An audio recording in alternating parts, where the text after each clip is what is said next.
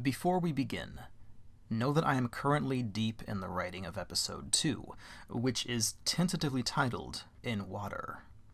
It's taking a lot longer than expected to research and write, mainly because writing is not my full-time job.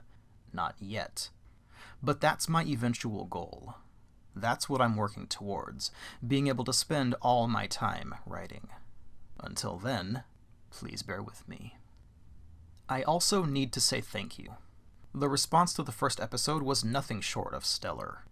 For my first big public writing project, I honestly wasn't expecting much of a response at all.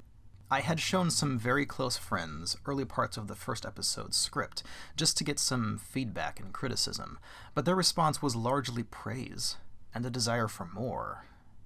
It still is. And the numbers on my hosting website, although understandably small for a genuinely unknown project like this, were just as impressive.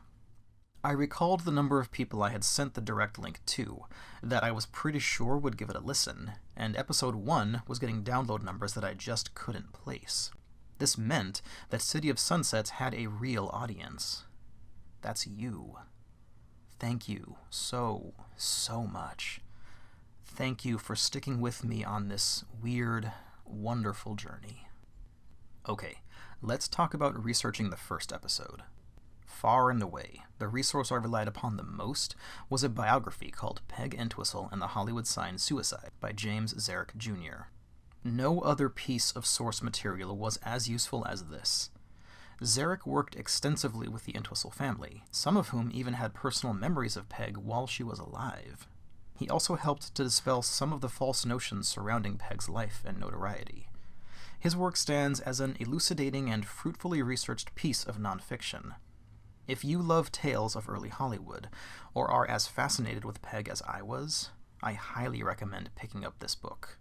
It's available on Amazon, and I'll link to it in the show notes. Peg's Leap from the H is one of the most well-known tales of early Hollywood tragedy, at times seeming to ascend to the realm of myth, but that overexposure carried with it generalizations and accepted understandings that I had to be wary of. Certain phrases, such as workman's ladder, were found over and over again from one source to another, without offering any indication of where they came from. These things were treated as a kind of internet common knowledge, so much so that the original source material was rarely, if ever, indicated. I was in no way attempting to reinvent the wheel, but I had to throw away that common knowledge and look for original, trustworthy sources from which to draw upon. That part was draining, but it was also rewarding. I could be proud of the efforts needed to produce that piece, and I can't wait to get back to it for episode 2. Speaking of sources, they are listed in the show notes and the script in roughly the order in which they are drawn upon. Just know that although I have endeavored to give my sources some kind of organizational schematic, I have not gone mad and attempted to do a strict alphabetized MLA works cited page because, even though I enjoy MLA much more so than APA or Chicago, both of which can go straight to hell, it is not an essay. But perhaps it should be treated as such. Because one thing I should have done while writing this was to indicate in text which source I was citing for an individual claim, rather than only having them at the end. Part of the reason I didn't was because, although this thing is an audio podcast, it starts out as a piece of writing. Before my voice hits the microphone, my fingers hit the keyboard. I'm reading a script right now. Having in-text citations tended to interrupt the flow of reading, and thus recitation. But in hindsight, that means it's incredibly difficult to point to a particular source to back up a particular claim. It puts too much work on the part of the reader, and it's unfair to just expect you to blindly believe me. So, from now on, what I write for City of Sunsets will have in-text citations in the script as each claim comes up. It's better this way.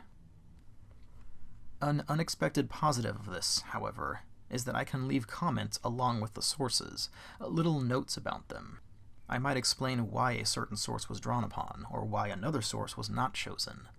To get the full benefit of this, please allow me to point you toward my Patreon.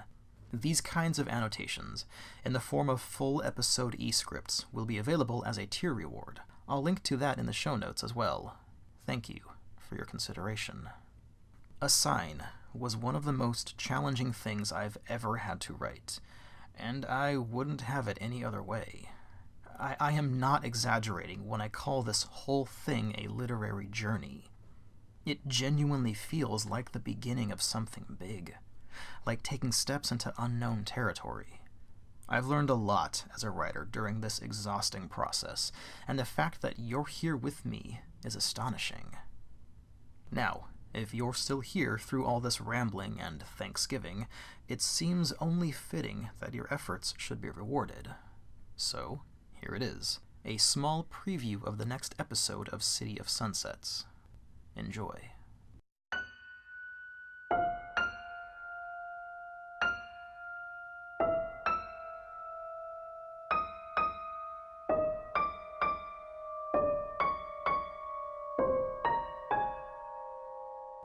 There is a reciprocal blogging website, known as Tumblr, that allows its users to tailor their individual pages to whatever they like. With the exception of a few blatantly illegal subjects, users can choose to focus the entirety of their pages to, essentially, anything. There exists a Tumblr called Nouvelle Nouveau that is devoted to high fashion, works of modern art, the frailty of desire, the juxtaposition of privacy in an increasingly public world, the complete and total suffering of existence, and what it means to be a person living in the 21st century. If that array of themes seems dizzying, well, it should, because Tumblr is nothing if not representative of the tangled nature of humanity. Nobody is ever just one thing.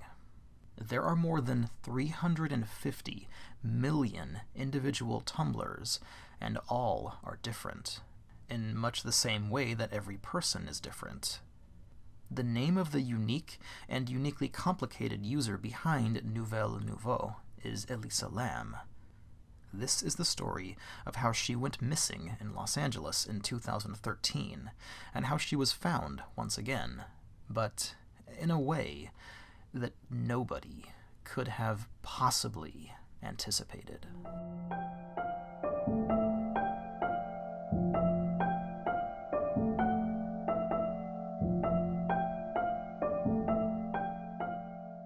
Our second episode begins in a place that has had a troubled political history, Hong Kong. Alternately governed by China for more than 1,000 years, and then by Great Britain in the late 1800s, and then by China again, Hong Kong has rarely, if ever, been a truly independent place. This is despite the fact that the people of Hong Kong speak a different dialect of Chinese and have their own distinct culture. That kind of tumultuous existence will engender a sense of unease in a citizenry who, like the rest of us, just want to be free. It's easy to imagine that this political unrest is why Elisa's parents, David and Yenna Lam, left Hong Kong, but the actual reasons may be much more practical. After all, why does anyone immigrate from somewhere they know to somewhere they don't? Most likely, the couple sought financial opportunity, security of welfare, and the chance, however remote, to build a better life. Taking a monumental risk, they traveled over 6,000 miles to Canada and invested all their hopes for the future in a restaurant.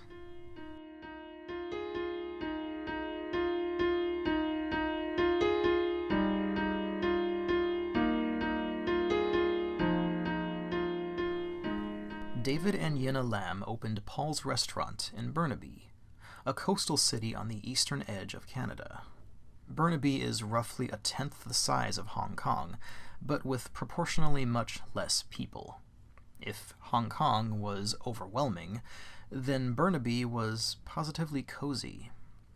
Paul's Restaurant serves typical Western-influenced Chinese food, such as sweet and sour pork or kung pao chicken, but it also serves less traditionally Chinese foods like fried fish fillet with creamed corn, or chicken nuggets and French fries.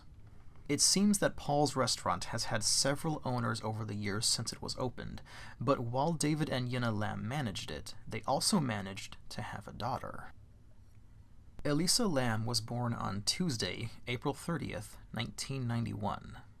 Just 21 years later, Elisa would write on her Tumblr, "I just got my flight booked. Vancouver, January 18th to the 22nd. San Diego, January 22nd to the 27th. And the rest is to be written." This was an ad hominem entry of Elisa's own life. Most of the entries on Nouvelle Nouveau were reposts from other pages, and they represented what Elisa was feeling at the time, running the gamut from startlingly upbeat to deeply entrenched in sorrow. However, Elisa occasionally peppered her feed with personal entries. She was planning a meandering vacation, a West Coast tour from Canada to Southern California. One gets the impression that this vacation was also a journey of self-discovery, and maybe personal recovery. Along the way, she ended up in downtown Los Angeles, renting a room in a hotel called Stay on Main, but more commonly known by its previous name, the Cecil Hotel. Although she had intended to continue her vacation, and even bring gifts back to her family in Canada, Los Angeles would end up being the last stop on her journey, and the very last place anyone would ever see her alive. My name is Luis Lopez. Welcome to the City of Sunsets.